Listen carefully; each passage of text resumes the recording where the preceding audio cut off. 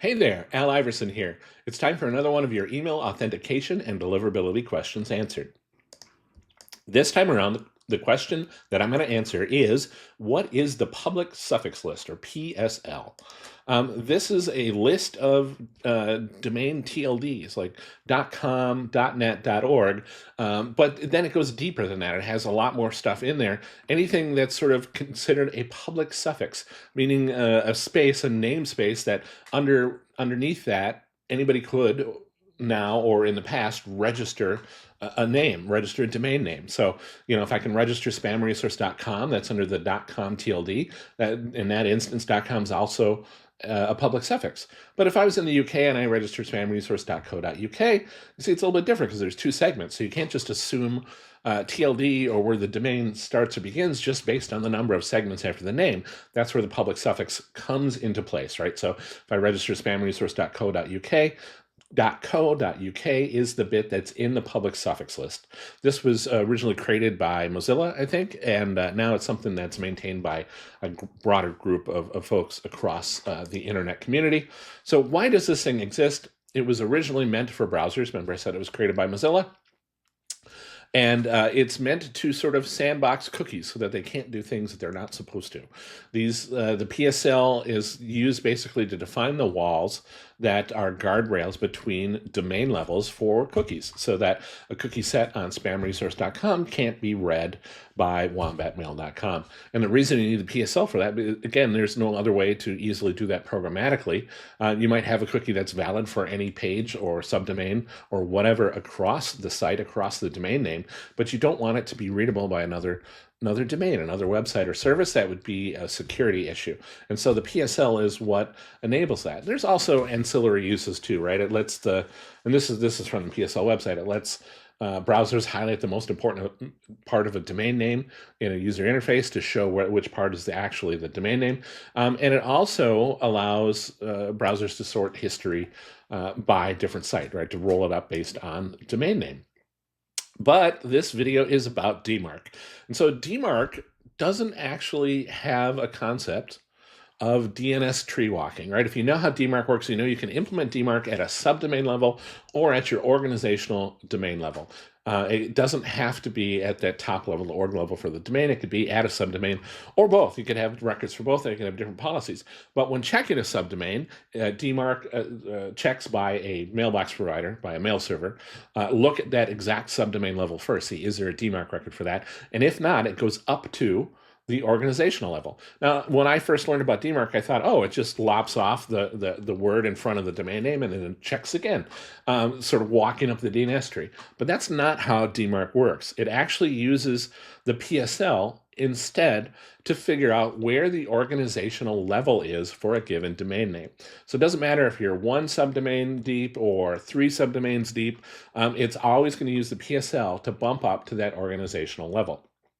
And so PSL, in this case, right, if I have email.wombatmail.com or if I have bob.email.wombatmail.com, it's going to look for a DMARC record at exactly that level in the DNS. And if it doesn't find it, it's going to use the PSL to figure out that the organizational domain is going to be one word plus .com. And so then it will look for the DMARC record at wombatmail.com. And so that is how DMARC effectively figures out which domain name is responsible for looking for the DMARC policy when you have a subdomain or a host name or something like that. Keep in mind, too, though, that it also affects alignment checks, right? Whether or not an authentication identifier matches the domain name. And similar to how cookies work, right? This is a sort of a wall meant to make sure that we don't accidentally assume that two domain names are related when they are actually separate entities, right? And so in this case, .com's on the PSL. And so it knows that according to the PSL, one word plus .com is a separate domain name. And so it's not going to match Wombat Mail to spamresource.com.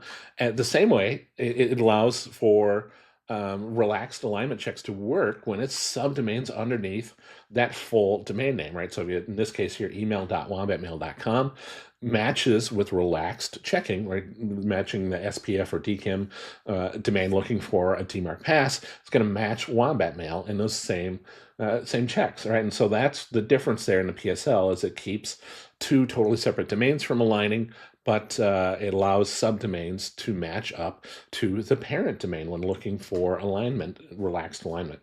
But if I added wombatmail.com to the PSL, right, that would add another layer in there, and that it would only be a full domain name, the top level, the org level, if there was another different segment of a domain name or what would look like a subdomain.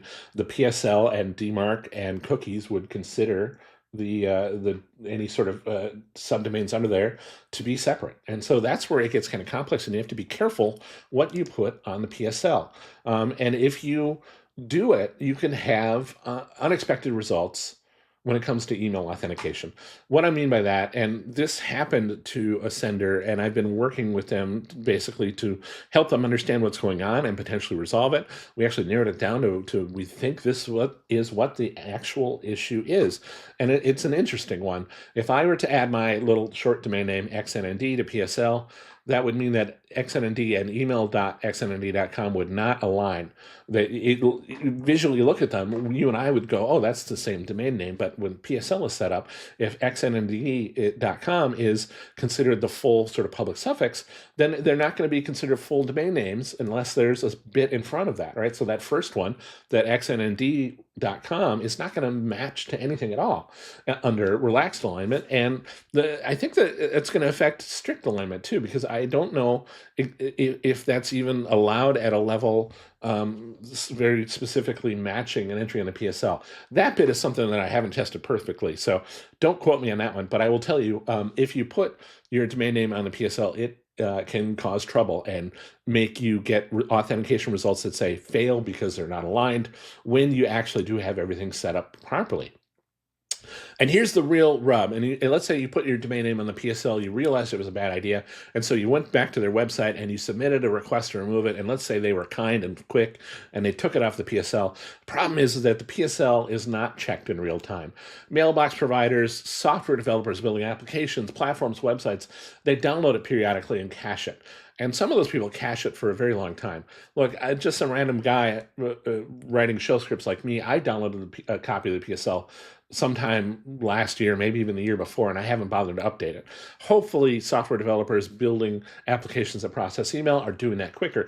But even still, I've seen evidence that some people will cache it for many months, if not longer. And so that means that even if you had an entry removed from the public suffix list, it's not going to disappear from all the places where the public suffix list is in use. And so your hope to get away from the issue with the PSL is sort of dashed because of that. And that is not fun.